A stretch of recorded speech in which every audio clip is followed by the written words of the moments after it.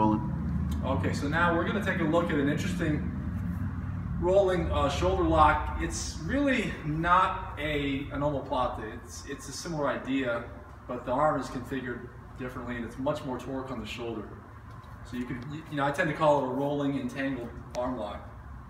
Entangled arm lock going back to the original Udegurami, Kimura configuration. You could call it a rolling Kimura too. All right, but you'll find that names can vary. But what happened is Scott is down here. He might have just been fighting for a takedown, and he's got his arm in and his head outside. So this would be an attempted, whether it was a high crotch where I sprawled, or whether it was him doing an attempted head outside single, or trying to lead into a double.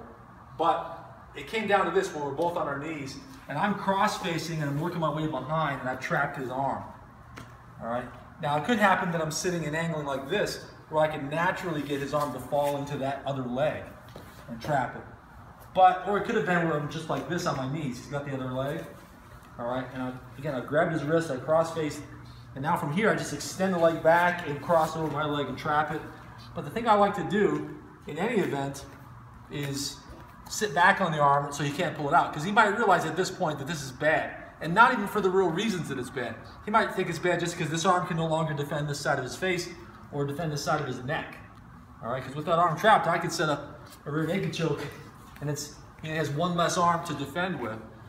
But sometimes here's how I get the arm in position. I break the grip, and then I actually physically grab the wrist. All right, and I'll do different things with it. Grappling is kind of a mind game where I'll start to flex it this way to get him to resist it, to get him to try to turn his arm the other way, or I'll make him worried about that, and then I'll feed it to the other leg, and then I'll sit back on it. And I may even reach back here and grab the wrist and pull it in the crook of my knee and really sit down on it. Now he can't pull it out. It's stuck.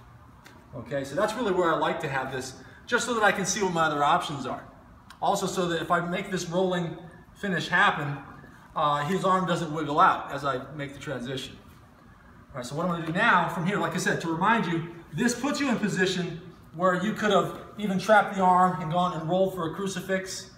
Okay, quick look at that. I could roll this way and have him here. And if it's for a fight, I could put him behind my head, I could hit, but I could also look at getting his back. All right, or I could push his head, step over, triangle him, and then start to work this arm going either way. All right, I could get an interesting Kimura coming back this way. All right, or I could flex it against the shoulder, all the while he's sort of choking. You hear that? Yep. So I'm sort of mentioning that parenthetically. It's there. It's probably, if this guy's seasoned, let's move this way. If he's got some experience, it's probably what's on his mind. Is I'm probably going to set up a roll for the crucifix position, or that I'm looking to choke him right where I am. So this is sort of what's ideally on his mind, and that's why he doesn't expect what's about to happen.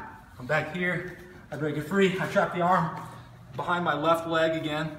Now this time I'm going to tuck my arm, the same side shoulder near him, the near shoulder, trap the arm in your near leg, near to him, and then duck the near shoulder, okay? And as I roll, I'm going to triangle my legs. All right, so duck this and roll. You want to be parallel to him. You don't want to roll into him, because then he won't, you'll kind of run into him if you do. So I tuck my shoulder and I roll. And as I'm coming over, I'd like to try to trap this leg. All right? And I've got his arm right in here like this. All right, so it puts a lot of torque there. But quite often he rolls, and I've got to keep rolling and come up. All right, I've got to reach past his face, across his chest or neck, and I've got to raise up my hips. My head goes forward, and I'm actually pulling this knee backward under me, because that's flexing his wrist. So raise up, pull this back, and you got him. Some people have really loose shoulders though. So I might have him here and say, okay, there's a position of control here, and now I can start working against this other arm. Sometimes I'll even get a one-arm Kimura, pulling it back that way. Get them both, Okay, so you can use that as a position of control, or you can let it out and just go to side control as well. You can treat it as a reversal. When you look at where you started and where you ended up, it functions similarly to a breakdown or some kind of roll from turtle position to get side control. So the thing is, whenever I do a finish like this, which I don't really do it often on my friends because it's hard to control. And it puts so much more sudden torque on their shoulder. But whenever I do it, I'm always thinking ahead to if. That contingency of, you know, if his arm wiggles out somehow, whether because it was loose or his arm was short or he actually pulled it out, his timing was good, then, or my legs were loose. So always think ahead to, okay, if that arm comes out, where am I going to go? Be prepared to scramble. In that case, come up. I'll show you. You come up to secure the underhook on the far side, go to modified scarf hold, and then proceed from there. So I'm going like this, and his arm, I tuck and roll, but his arm found its way out. So it's a scramble to get up, and I reach across and underhook, and I'd like to get this arm out.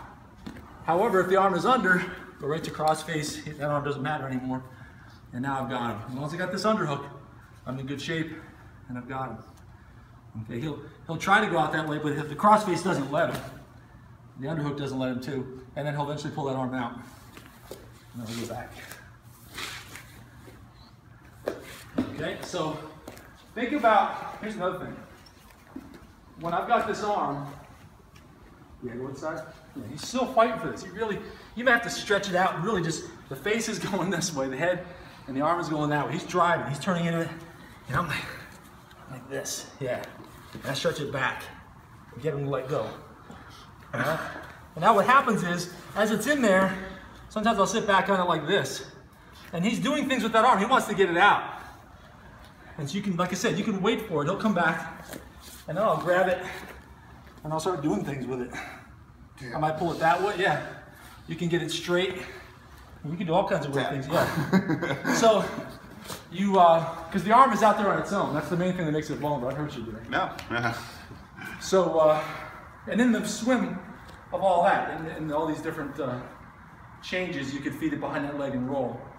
But like I said, it's good advice not to constrain yourself to just that outcome, because it might wiggle out. Or you might have missed something earlier.